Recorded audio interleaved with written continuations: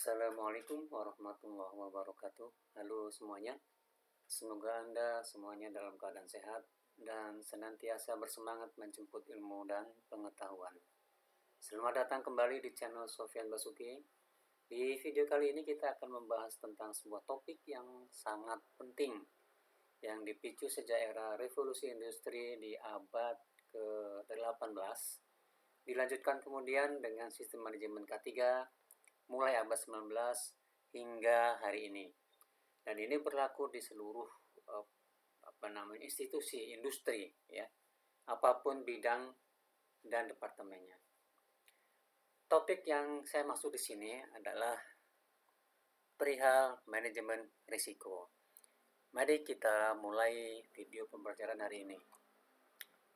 Baik, tujuan yang diharapkan dengan adanya video pembelajaran hari ini adalah kita semua diharapkan mampu melakukan identifikasi bahaya dimanapun kita berada, tidak hanya sekedar di tempat kerja, bahkan di rumah sekalipun. Kemudian kita mampu melakukan analisis risiko, mampu melakukan penilaian risiko, dan menuangkannya dalam form atau formulir, ya, HIRA DC atau HIRA RC.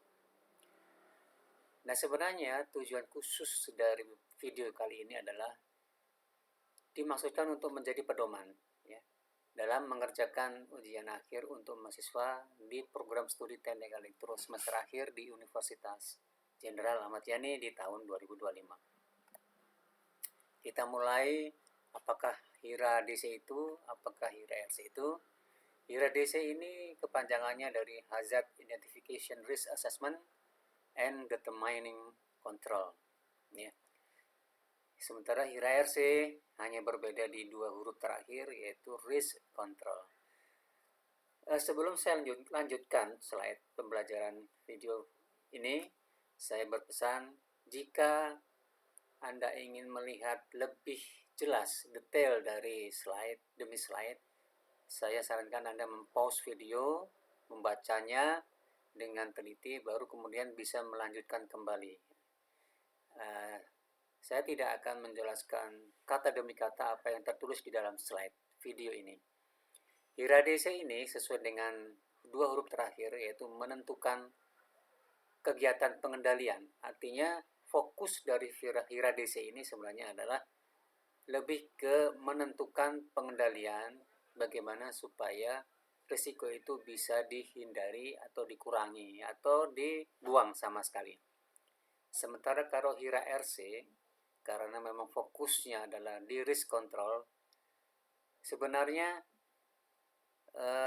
fokusnya kepada mengendalikan risikonya. Jadi kalau secara definisinya sebenarnya nyaris serupa sebenarnya, ya.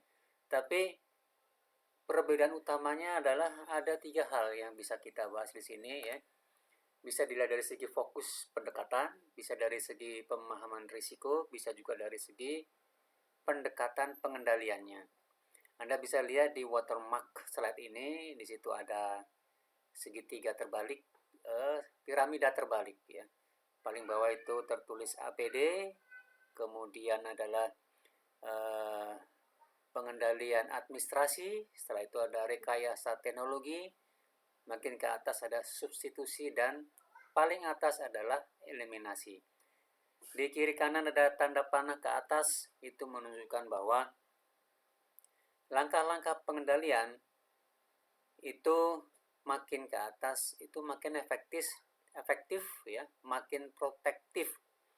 Artinya kalau dilihat dari sini, penggunaan APD itu adalah langkah pengendalian yang sangat dasar dan wajib dilakukan, tidak boleh dilalaikan atau tidak boleh disepelekan. Jadi penggunaan APD adalah langkah dasar yang di semua pelaku industri perusahaan itu wajib diadakan oleh manajemen, dan para karyawan pekerjanya wajib menggunakannya, ya, karena ini adalah merupakan satu tahap, satu kegiatan atau satu metode cara pengendalian risiko yang paling dasar. Ya. Nah, apa perbedaan antara HIRA DC dengan HIRA RC? Ini perbedaannya sangat slightly, jadi tipis begitu ya. Jadi kalau dilihat dari sisi pendekatannya adalah kalau HIRA DC itu pendekatannya fokus pada penentuan kontrolnya, tapi kalau HIRA RC itu pengendalian risikonya, gitu ya. Oke, kalau dilihat dari segi pemahaman risikonya, maka kalau HIRA DC dia mengidentifikasi risiko seluruhnya secara keseluruhan dan kemudian melakukan evaluasi dampaknya pada sistem secara keseluruhan, secara umum. Itu HIRA DC. Tapi kalau HIRA RC, kalau HIRA RC, kalau HIRA itu hanya menekankan pada pemahaman risiko tertentu saja secara spesifik, dan langkah-langkah pengendalian yang diambil itu adalah langkah pengendalian yang relevan, yang khusus untuk menangani risiko spesifik tadi. Jadi kalau disimpulkan secara umum, maka dilihat dari sisi pendekatan pengendalian risiko, maka kalau HIRA DC itu fokusnya pada penentuan kendali sesuai risiko yang diidentifikasi, berarti ini artinya adalah semua risiko. Tapi kalau HIRA RC itu hanya risiko tertentu dan pengendalinya juga dipilih sesuai dengan dipilih yang relevan sesuai dengan risiko yang terjadi. Ada kelebihannya antara HIRA DC dan HIRA RC ya. Tapi sebenarnya kelebihannya sudah saya jelaskan tadi ya. Perbedaannya itu slightly tipis, secara pelaksanaannya juga tidak beda jauh ya. Tapi memang perbedaan utamanya nanti di sisi pemilihan ya, pemilihan langkah pengendaliannya itu aja yang beda. Kalau di HIRA DC itu seluruh risiko diidentifikasi, seluruh dampak dievaluasi, seluruh pengendalian dipilih. Tapi kalau HIRA RC tidak seperti itu. Jadi HIRA RC hanya memilih risiko tertentu dan pengendalinya juga dipilih yang relevan sesuai dengan risiko yang terjadi. Itu saja bedanya. Kalau ditanya cepat mana, ya tentu akan cepat HIRA RC. Tapi kalau ditanya misalkan aman mana, ya gitu ya, lebih proteksi mana, atau lebih kalau dilihat dari sini lebih efektif mana, ya. Kalau dari sisi efektivitas mungkin HIRA RC efektif, tapi kalau dari sisi proteksi HIRA DC lebih protektif begitu ya. Nah, sekarang kita langsung masuk pada langkah manajemen risiko. Jadi ada langkahnya. Jadi manajemen risiko itu tidak hanya di atas kertas, tidak hanya cuap-cuap, ya, tapi ada langkah-langkahnya. Langkah pertama adalah siapkan data. Ya, siapkan datanya. Data apa? Data hasil survei, konsultasi dengan pekerja, konsultasi dengan tenaga ahli, survei langsung ke lapangan, atau dicari juga hasil audit ya, audit di periode sebelumnya seperti apa.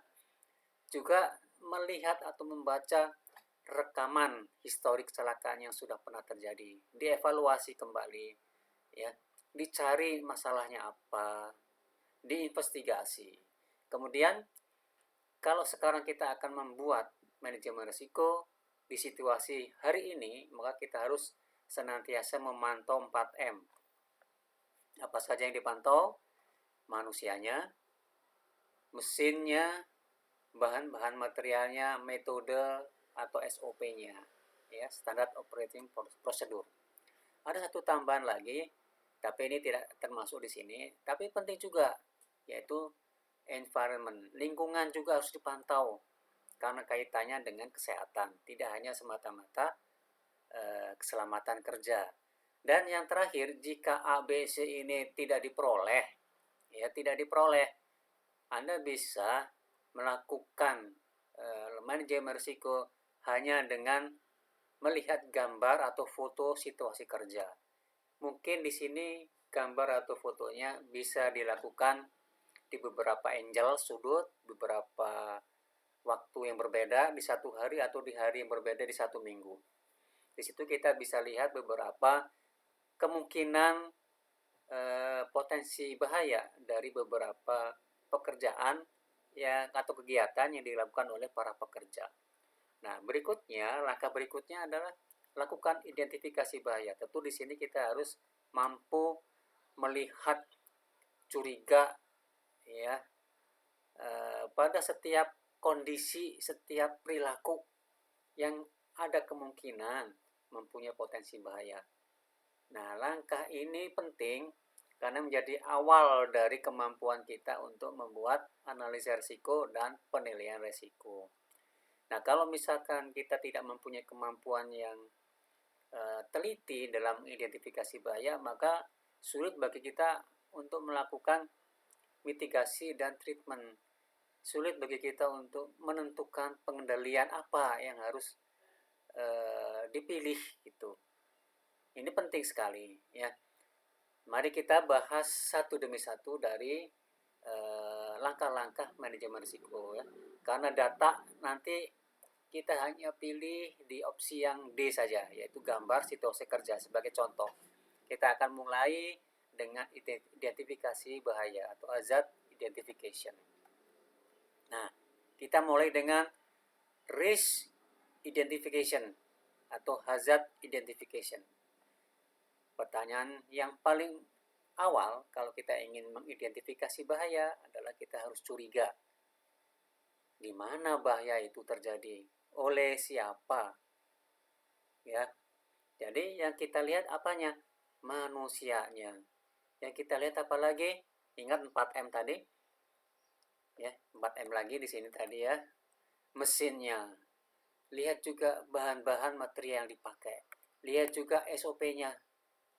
Jadi, lihat. Semuanya dilihat. Jadi, perilaku orangnya, perilaku pemilihan mesinnya, ya, lingkungannya lihat, metode SOP-nya lihat, ya, bahannya lihat. Apakah seluruhnya itu akan menyebabkan ada potensi bahaya apa tidak?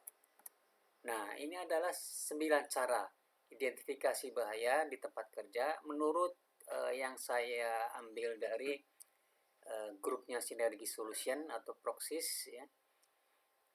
Ada 9 ya, cara. Ini cara bukan tahap. Kalau tahap kan biasanya berurut, tapi kalau cara Anda bisa lakukan secara paralel. Tidak ada yang lebih dahulu, mana yang belakang. Anda bisa sambil melihat sekeliling tempat kerja.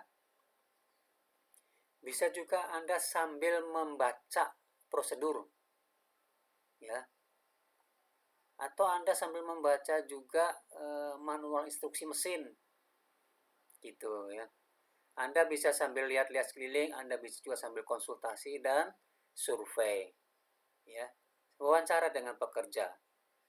Nah, tapi kalau konsultasi tenaga ahli, benchmark dengan industri sejenis, tentu ini harus dilakukan di hari yang berbeda, di tempat yang berbeda. Begitu.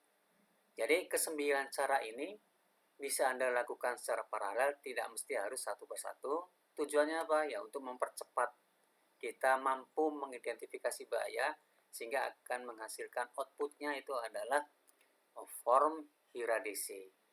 Ya, jadi kita bisa menentukan treatmentnya, mitigasinya begitu. Kita fokus dulu ke bahaya. Apakah bahaya itu? Apakah kategori bahaya itu ada 4. Jadi ada bahaya nyata, tersembunyi, berkembang, dan sementara. Bahaya nyata ini mudah dilihat. Bahaya sementara juga bisa, walaupun kadang-kadang muncul, kadang enggak, tapi tetap ini tergolong jenis kategori bahaya yang mudah dilihat, mudah diidentifikasi. Adapun bahaya yang tersembunyi, ini adalah bahaya yang sulit diidentifikasi, bukan karena tertutup benda, ya, bukan karena ditutup manajemen, bukan, ya, tapi memang biasanya bahaya tersembunyi itu disebabkan oleh para pekerja yang sudah berpengalaman. Jadi mereka biasanya melakukan sebuah unsafe action. Jadi perilaku yang tidak selamat ini itu disebabkan oleh sebuah pemikiran yang sembrono, sombong, merasa sudah berpengalaman, ya, sudah mengerti nanti kalau ini bakalan seperti apa gitu ya, sehingga lalai begitu. Dan ini termasuk bahaya yang tersembunyi ini, ya, sulit dirasakan gitu ya. Bisa juga ada sebuah bahaya yang secara material memang tidak terlihat, seperti uap beracun, ya, suara frekuensi tinggi yang bisa merugikan pendengaran, bahkan bisa merusak keseimbangan otak gitu ya, keseimbangan tubuh karena saraf otak itu terdampak, dipengaruhi. Bisa juga karena instalasi listrik yang tidak rapih, ya, tidak protektif ya, dan ini juga akan membahayakan. Ini bahaya tersembunyi kalau dilihat dari secara fisik material ya. Nah, ada juga bahaya yang berkembang. Nah, bahaya ini adalah bahaya yang tidak bisa segera dikenali, dan biasanya bahaya ini mulai dari potensi yang ringan ya.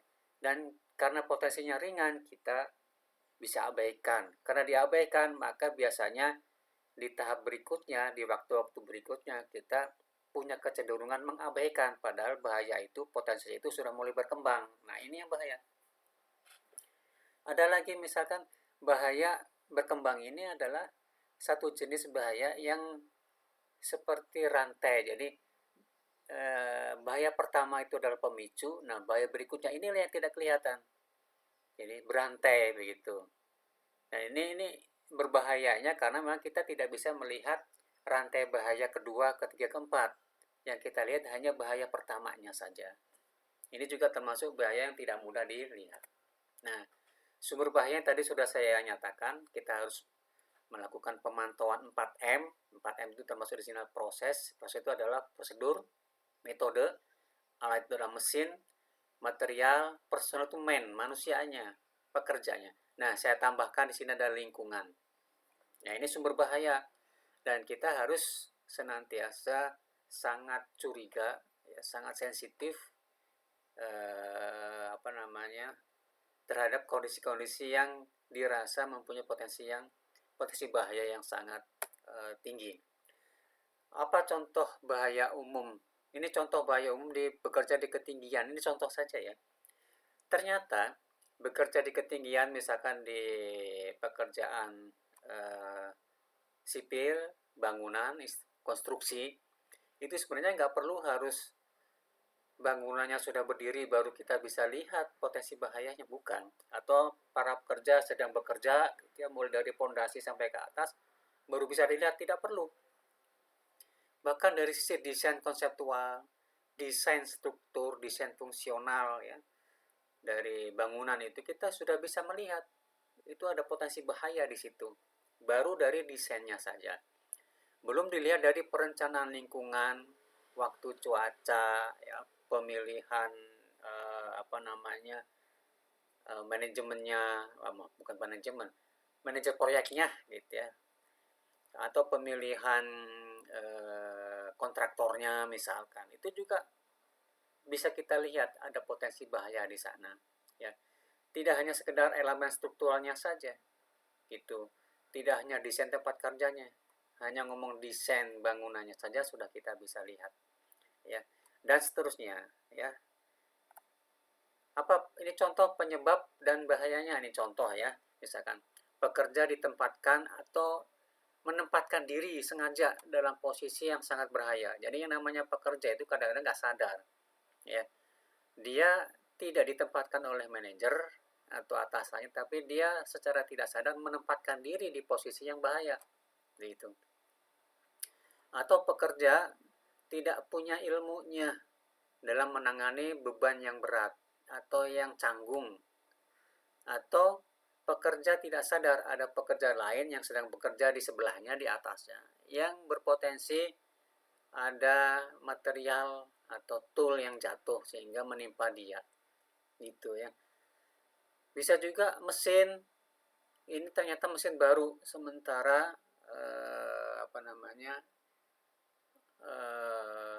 instruksi pabriknya, manufakturnya itu ternyata masih yang lama. SOP-nya masih yang lama, tidak diperbaharui. Ini juga bahaya, ya. Bisa juga bahaya misalkan apa namanya tertimpa, terbentur, tergencet, nah, ya, atau terlilit instalasi dan sebagainya. Termasuk diantaranya adalah ergonomi, posisi duduk yang sangat sederhana, atau kerusakan fisiologis karena pekerjaan di lapangan dan seterusnya.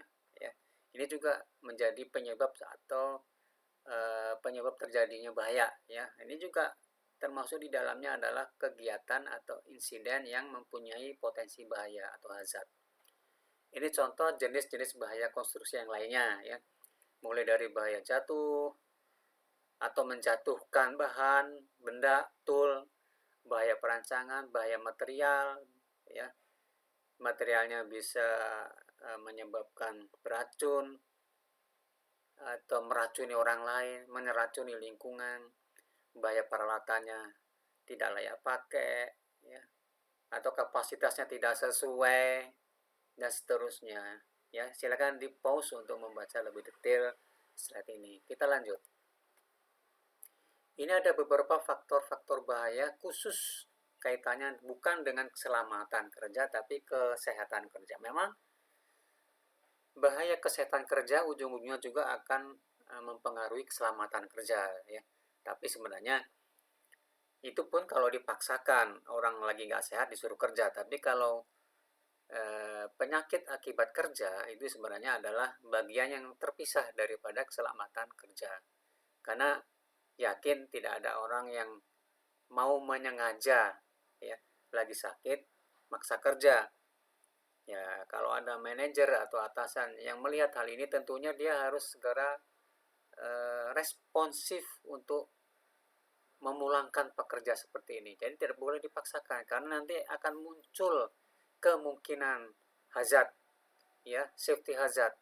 Kecelakaan kerjanya sangat besar sekali kemungkinannya, dan itu nanti kerugiannya ditanggung perusahaan dan karyawan itu sangat besar, ya.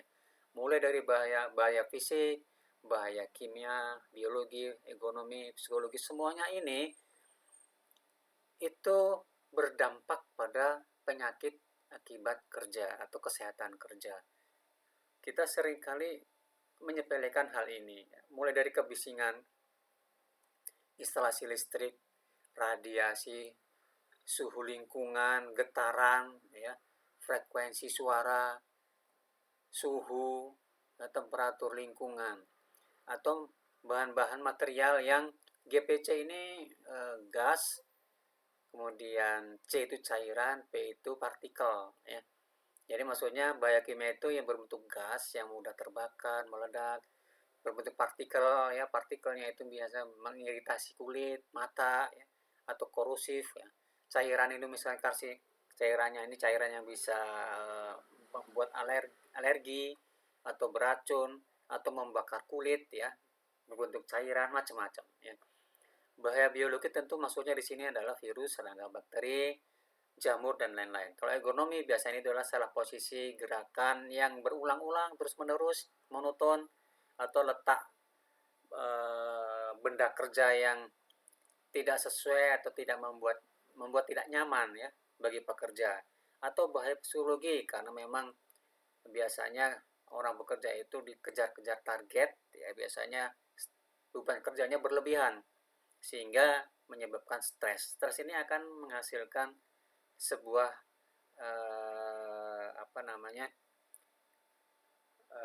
penyakit mental, ya, psikis, disebut sebagai depresi. Dan kalau seperti itu nanti fisik menjadi intoleran, ya. Jadi penyakitnya tadinya psikis, nanti ujung-ujungnya akan merembet ke fisik. Ya, ini bahaya sekali, ya. Nanti akan menyebabkan ini imunitas, sensitivitas, ya, dan seterusnya. Ini adalah yang sebelah kanan, itu adalah penyakit-penyakit akibat kerja sebagai akibat dari beberapa faktor bahaya di sebelah kiri ini. Nah, kita lanjut. Sekali lagi silakan di pause kalau ingin membaca lebih detail. Ini contoh perilaku berbahaya, unsafe action, mulai dari menjalankan mesin tanpa wewenang, kecepatannya yang tidak semestinya, pengen cepat beres, atau dikejar target supaya produksi jumlahnya, volumenya banyak gitu ya. Alat pengaman yang dipakai tidak berfungsi, atau memang dia sengaja tidak pakai atau lalai, tidak pakai buru-buru ya, dan seterusnya. Silakan nanti baca lagi secara detail.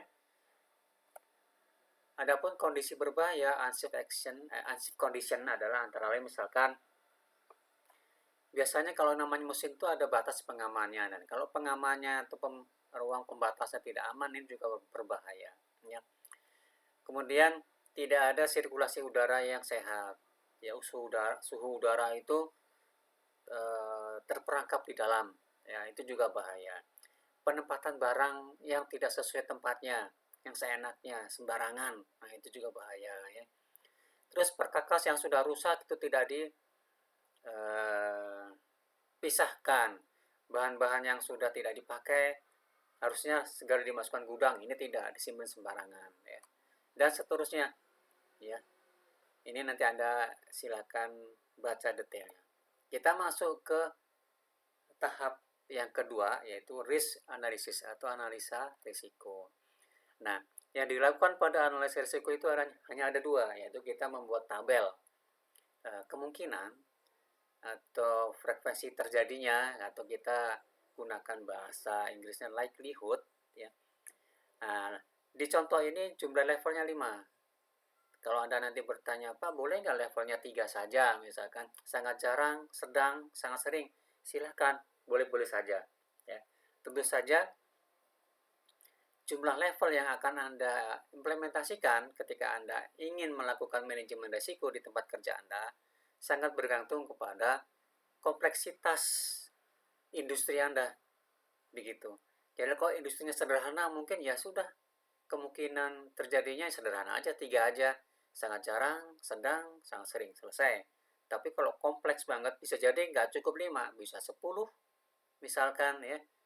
Nah, tentu saja nanti Anda akan lakukan deskripsi yang lebih detail, yang jelas antar level itu harus berbeda deskripsinya. Demikian juga nanti keterangan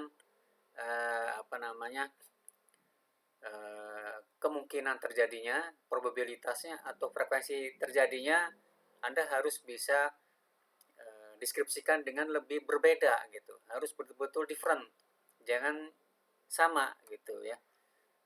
Apalagi kalau misalkan sampai levelnya 10. Memang agak sulit, tapi itu penting. Ya, penting. Kalau misalkan ada industri yang kompleks ya memang harus beda gitu ke 10 levelnya itu. Di sini contohnya cuma 5 ya.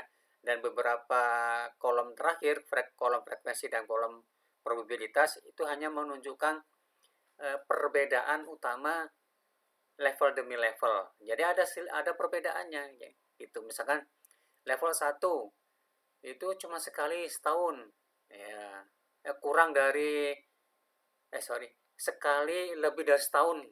Kalau yang level 2 setahun sekali. Kalau level 3 sekali sebulan. Nah, kayak gitu ya. Kalau level 4 sekali seminggu, kalau level 5 itu terjadi setiap hari. Nah, ya. Jadi artinya kalau dilihat dari sini bukan berarti yang setiap hari terjadi itu jadi perhatian utama, belum tentu. Ya. Bisa jadi jumlah kejadiannya cuma sekali setahun, tapi sekali terjadi parah luar biasa. Nah, itu hati-hati gitu ya. Jadi level ini tidak menunjukkan bahwa angka 5 adalah angka yang sangat penting, prioritas, belum tentu juga gitu. Maka kita harus lihat dari sisi tingkat keparahannya. Begitu. Jadi kalau ini adalah kemungkinan terjadinya atau frekuensi terjadinya ya. Kalau ini adalah tingkat keparahannya. Jadi kalau ada kecelakaan, muncul resiko, nah ini resikonya level berapa? Dulu sudah pernah saya sampaikan bahwa jika ada kecelakaan dan menyebabkan cederanya itu bisa dalam level minor, mayor, dan fatal, gitu kan. Nah, Di dalam manajemen risiko, tidak hanya 3 tingkat keparahan ini. Kita bisa definisikan bisa 3, bisa 5, bisa sampai 10. Gitu. Sekali lagi, sangat tergantung pada kompleksitas dari industri yang ada di lapangan. Nah, di sini masalah total kerugian itu juga sebenarnya tidak baku harus 10 juta, 5 juta, 2 juta. Belum tentu, karena kerugian itu kan tidak hanya dialami oleh pekerja, gitu ya. Bisa juga dialami oleh mesinnya, oleh manajemennya, oleh rugi proses, rugi waktu, rugi investigasi. Kalau semua rugi-rugi itu diuangkan, tentu nilainya bisa lebih dari 10 juta. Ya, belum lagi kalau harus meng-hire karyawan baru, harus melatih lagi, begitu ya, dan seterusnya. Artinya total kerugian yang diubah dikonversi ke dalam bentuk uang ini tidaklah mesti seperti ini gitu, tapi sangat tergantung pada apa yang sudah disepakati dan disetujui oleh CEO atau COO atau direksi ya di tempat kerja Anda gitu ya. Nah, yang penting di sini adalah ketika kita sudah menetapkan levelnya 5, berarti kita harus diskusikan mulai dari tingkat yang paling ringan, sangat ringan, sampai tingkat yang sangat parah gitu. Dan Anda harus jelaskan di sini sangat ringan itu apa, gitu. Sangat parah itu apa? Dari sisi apa kita melihatnya? Bisa dari sisi tingkat keparahan cederanya, bisa dilihat dari sisi kerugian finansialnya, bisa dilihat dari sisi penanganan pihak lain, ya, pihak luar, kemudian bagaimana perawatan medisnya, gitu ya. Apakah terjadi cederanya itu minor, mayor, atau fatal, gitu ya, dan seterusnya, termasuk jumlah yang mengalami cedera, yang mengalami resiko, yang terdapat resiko berapa, apakah 1 orang, 2 orang, 3 orang, 4 orang, 10 orang, gitu.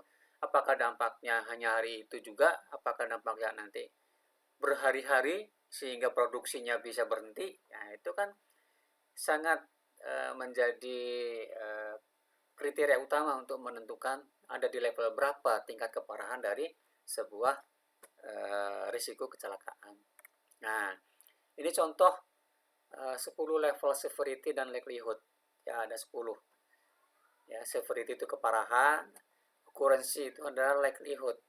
Ya, jumlah terjadinya atau peluang terjadinya. Ini untuk keterangannya, deskripsinya itu memang agak panjang karena memang ada 10 tingkat. Kalau cuma 5 tingkat itu pendek-pendek saja, ya. Apalagi yang 3 tingkat itu pendek deskripsinya. Tapi kalau sudah 10 itu harus panjang ya deskripsi dari severity dan likelihood-nya. Kita masuk ke risk assessment ya. Untuk risk assessment yang kita lakukan pertama kali adalah kita mengalihkan level likelihood dan level severity ya. Jadi misalkan di contoh ini likelihood-nya ada 3 level, 1, 2, 3. Severity-nya juga ada 3 ya, ada 3 severity, dan likelihood juga ada 3. Maka tingkat atau nilai risiko adalah perkalian antara likelihood dan severity. Jadi kombinasi di antara ini. Berarti yang paling ringan itu adalah 1 dikali 1. Ya, jarang terjadi likelihood, tingkat keparahannya juga tingkat ringan, sama dengan 1. Nah, nilai atau tingkat risiko paling tinggi adalah 3 dikali 3, sama dengan 9. Berarti kalau kita kumpulkan kombinasi perkalian ini, nanti akan dihasilkan hasil perkaliannya adalah 1, 2, 3, 4, 6, 9. Begitu. Jadi kita langsung melakukan pemeringkatan. Ya, langsung buat skalanya. Berarti nilai hasil perkalian, nilai risiko hasil perkalian L dan S, likelihood dan severity. Kalau nilai perkalian 1 dan 2, kita masukkan kelompok risiko rendah. Kalau nilai perkaliannya 3 dan 4, masuknya risiko sedang. Kalau hasil perkaliannya 6 dan 9, masuklah risiko tinggi. Nah, ini adalah proses pemeringkatan ya tingkat risiko. Nah, Ini ada contoh lain dari hasil pemeringkatan risiko 11L dan 11S. Ya, hasilnya sekitar 120-an lebih gitu ya. Nah, tapi ini juga pemeringkatannya tidak jadi 120-an, enggak. Jadi kalau hasil perkaliannya 0 sampai 24, kita masukkan ke peringkat A. A itu apa? Risiko dapat diterima gitu ya. Kalau di sini contohnya apa? Risiko rendah, sedang, tinggi. Nah, itu kategorinya seperti itu. Kalau di contoh yang ini tidak dituliskan dengan kata singkat rendah, sedang, tinggi, tapi risiko dapat diterima gitu. Karena memang banyak pemeringkatannya. 25 sampai 49 belum dapat diterima, perlu dilakukan tindakan pengendalian tambahan dan seterusnya gitu ya. Jadi ini salah satu contoh ya dari pemeringkatan risiko. Di sini Anda lihat, ini saya ambil dari pemeringkatan risiko di Batan. Ini nomornya nomor dari kepala Batan. Jadi artinya manajemen risiko itu harus disetujui dokumennya oleh pimpinan tertinggi di situ, ya. Tidak boleh oleh manajer biasa, nggak boleh, karena ini berisiko tinggi. Karena dampaknya pada perusahaan secara keseluruhan, jadi harus direktur yang menandatangani dokumen ini, begitu ya. Nah, ini contoh dalam penilaian risiko atau pemeringkatan risiko, Anda harus melihat di sisi apa. Nah, fokuslah kepada risiko keselamatan, kesehatan, lingkungan, kesejahteraan, dan keuangan. Jadi 6 fokus ini yang diutamakan dalam proses melakukan pemeringkatan atau penilaian risiko K3. Nah, biasanya yang paling mudah adalah kita gunakan standar yang sudah ada, yaitu yang ini. Nah, standar yang ada ini cuma 4 sebenarnya ya, peringkat risiko itu ya, cuma low risk, risiko rendah, moderat, risiko tinggi, dan sangat tinggi atau ekstrim. Gitu ya. Cuma 4 ini aja. Kalau sesuai standar AS atau NZS 4360. Baik, kita akan coba terapkan. Misalkan severity ada 5. Ya, likelihood juga 5. Berarti kombinasi perkalian paling tinggi adalah 25. Gitu ya. Berarti kalau kita terapkan ada perkalian yang nilainya 1 sampai 3, 4 sampai 10. Nah, ini namanya skala pemeringkatan risiko. Pak mau pakai yang mana? Yang sebelah kiri atau sebelah kanan? Silahkan, bebas. Masalah skala tingkatan risiko Anda pilih sendiri. Tapi kalau deskripsinya atau peringkatnya Anda boleh menggunakan standar yang ini, ya. Low risk, moderate risk, high risk, dan extreme. Gitu ya. Hanya tinggal ininya mungkin agak berbeda. Ya, skala tingkat risikonya. Oke, kita akan lihat coba ya.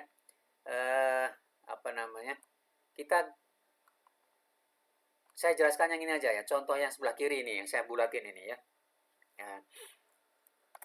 Ini ada contoh langkah berikutnya, kita membuat matriks resiko. Ya, berarti kalau yang horizontal itu adalah severity, kalau yang vertikal likelihood. Anda tuliskan, boleh tuliskan langsung angkanya ya, ini 1 2 3 4 5, 1 2 3 4 5. Bisa Anda tuliskan sangat jarang, sedang, sering, sangat sering ya. Tapi saran saya tuliskan dua-duanya, angka dan deskripsinya. Karena apa? Karena saya khawatir kalau Anda hanya menuliskan angkanya nanti terbalik ya. Pengennya harusnya satu itu sudah sangat jarang ya, karena Anda mungkin kadang-kadang juga manusia agak lalai. Jadi satu itu jadinya sangat sering gitu. Karena kita tahu yang namanya satu itu adalah biasanya urutan pertama, sangat penting, prioritas gitu.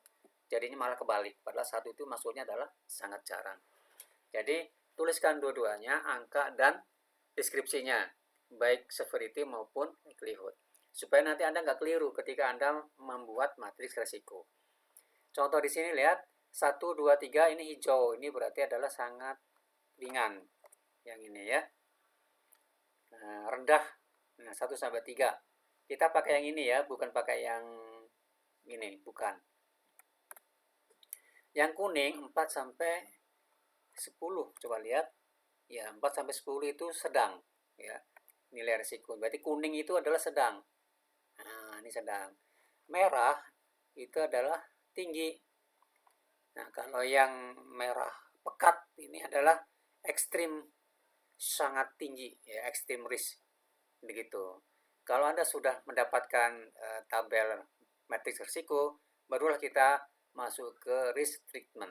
Apa yang dilakukan di risk treatment itu adalah pertama, buat tabel representasi risiko. Jadi sebenarnya kita melanjutkan kolom berikutnya saja sebenarnya, tapi kita hanya mengkhususkan kalau nilai risikonya rendah, apakah pengendaliannya. Jadi ini harusnya kalau kita menggunakan HIRA DC, langkah pengendalinya nggak cuma 2 gini, harusnya banyak, panjang gitu. Ya, kalau cuma HIRA RC mungkin ya sudah pendek, perlu APD, ya, pakai APD gitu ya.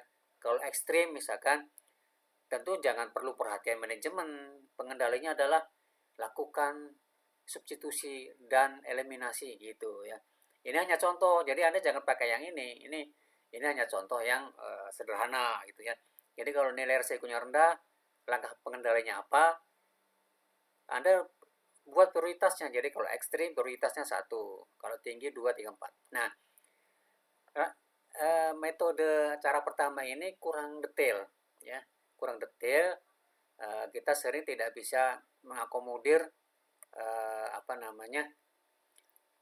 nilai-nilai resiko yang di tengah-tengah. Contoh, antara 4 dan 10 itu ada 6 dan 8 gitu ya. Itu bisa jadi walaupun 6 8 di sini, ingat ya, ini kan ringan ini ya, severity, tingkat keparahannya ringan ini. Nah, ini saya hapus dulu ya. Ini kan walaupun sama-sama dalam matriks risiko ini ya, sama-sama masuk golongan moderate risk ya dengan ini. Tapi kalau dilihat dari sisi prioritas, ya itu berbeda. Sama-sama medium risk, ya, resiko medium kuning ya, warna kuning. Tetapi karena tingkat keparahannya yang ini adalah ringan dibanding yang ini, yang sampai parah, tentu kalau dilihat dari sisi prioritas ini lebih prioritas yang ini. Walaupun sama-sama nilai risikonya 6 dan 8. Begitu. Ya. Nah, ini penting di sini. Maka untuk representasi risiko ya, bagi Anda yang nanti ujian, gunakan yang cara kedua ini. Ya, jadi akan lebih detail. Ya. Setiap kombinasi perkalian itu Anda tuliskan peringkatnya dan Anda tuliskan skala prioritasnya. Dan ini akan berbeda. Anda perhatikan di sini. Ya, sama-sama tinggi tapi prioritasnya berbeda, ada yang 3 dan 2. Sama-sama sedang, tapi prioritasnya ada yang 5, ada yang 4. Begitu. Ya, ini sangat tergantung pada apa? Tergantung kepada tingkat keparahan ya. Di situ dilihatnya. Tentu kalau di sini prioritas 1 adalah yang utama, yang 7 terakhir. Jadi 1 adalah utama ya. Nah, yang 7 itu adalah yang terakhir prioritasnya. Itu. Nah, ini adalah contoh beberapa pemilihan tindakan pengendalian. Jadi Anda contoh kalau eliminasi ya, genset dengan kebisingan tinggi ya, itu akan mengganggu kesehatan ya, mengganggu kesehatan pekerja, bisa menghasilkan PAK, penyakit akibat kerja. Maka dalam tindakan eliminasi, gensetnya dihilangkan. Maksud dihilangkan bukan dibuang ya, bisa dipindahkan atau diganti yang baru. Itu eliminasi ya. Ceceran oli ya memang dia harus dibuang, jangan ceceran oli dipel aja. Yang bisa jadi kalengnya harus dipindahkan dan seterusnya ya. Kalau substitusi itu diganti. Ganti genset yang dengan yang lebih soft ya, atau dengan rekayasa industri, yaitu dengan rekayasa teknik, yaitu dengan cara pasang peredam suara atau pelindung mesin supaya nggak bising gensetnya, misalkan begitu. Itu namanya rekayasa teknik. Dan nanti Anda bisa pause slide ini untuk dibaca lebih detail. Berikutnya juga demikian, sama. Ini adalah contoh tindakan pengendalian secara administrasi ya, dan juga penggunaan APD. Dan penggunaan APD ini adalah satu tindakan pengendalian yang paling dasar dan wajib dilakukan senantiasa. Ya, jadi harus dipakai. Bukan apa ribet, bukan begitu masalahnya. Ribet-ribet tapi kalau pas nggak pakai ada kecelakaan berat kan rugi sendiri ya. Oke, saya lanjut. Nah, ini adalah langsung ke contoh ya, langsung contoh. Tadi sudah saya sampaikan dari beberapa data yang kita peroleh, misalkan data ABC itu sulit ya. Yang ada cuma gambar atau foto situasi kerja gitu ya. Kan sebenarnya Anda tinggal foto aja sebenarnya di lingkungan kerja situ yang ingin dilihat uh, identifikasi bahayanya. Foto dari beberapa angle, sudut, pojokan kiri, kanan, ya dari agak ke atas dan sebagainya. Beberapa foto itu nanti Anda bisa tuangkan dalam dokumen HIRA DC atau HIRA RC. Nah, ini adalah contoh gambar situasi kerja, bukan foto ya. Nah, ini biasanya digunakan untuk pelaksanaan ujian ya. Di sini ada beberapa gambar. Sebenarnya kalau dilihat-lihat, kalau kita curiga sensitif ya, dengan setiap kegiatan yang berpotensi bahaya itu banyak sekali, nggak cuma 3 ya, banyak sekali ini. Ini potensi bahaya ya, ini ngangkut barang kayak kren potensi bahaya. Ini potensi bahaya. Nyimpen sembarangan bahan kimia berbahaya ya. Dan seterusnya. Ini juga bahaya. Ini bahaya. Jadi ini juga bahaya. Sederhana. Ini ngangkat bahan bahaya ya. Ini juga lihat dudukan kaki, kren bahaya. Jadi kalau Anda lihat potensi bahaya di gambar ini banyak sekali sebenarnya. Gitu.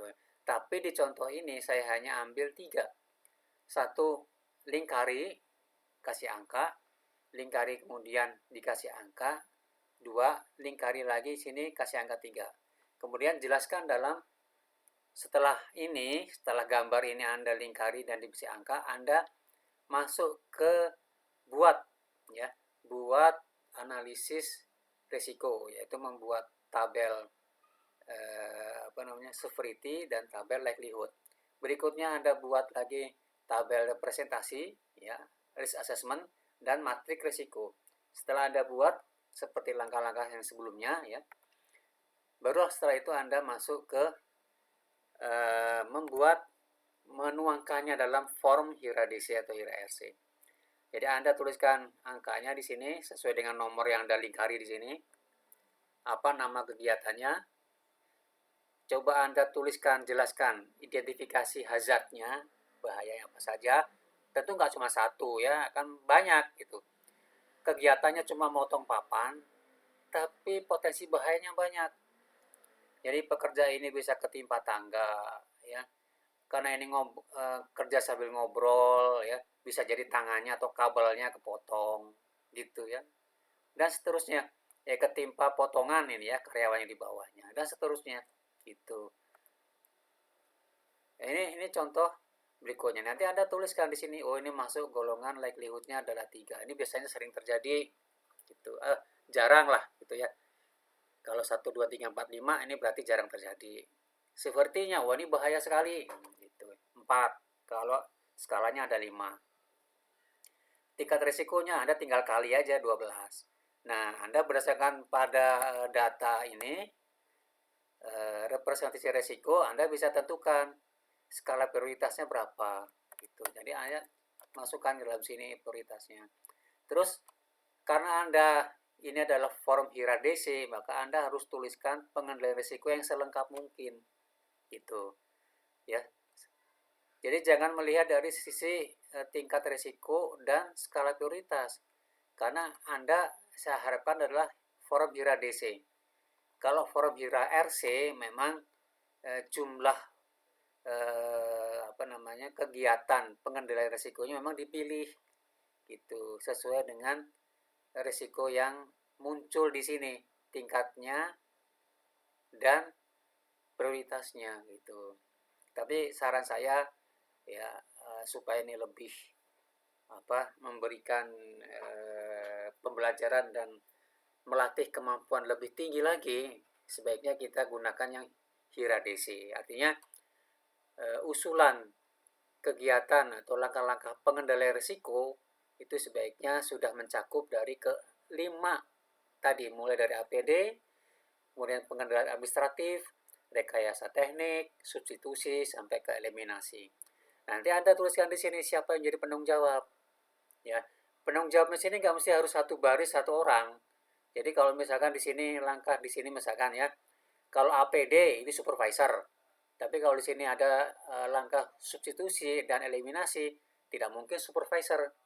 Haruslah misalkan VP gitu ya, Vice President, karena untuk mengadakan genset baru itu biasanya tidak boleh dilakukan oleh manajer biasa, harus tingkatan yang lebih tinggi dan seterusnya. Ya, barangkali ini Anda boleh pause ya. Yang ini ya. Dan yang ini. Jadi kedua slide ini berhubungan di samping slide-slide yang tadi awal sudah saya jelaskan. Akhirnya saya ucapkan silahkan mengasah kembali kemampuan manajemen risiko dari sumber-sumber yang berbeda di luar video pembelajaran yang saya sampaikan hari ini. Terima kasih atas atensinya. Assalamualaikum warahmatullahi wabarakatuh.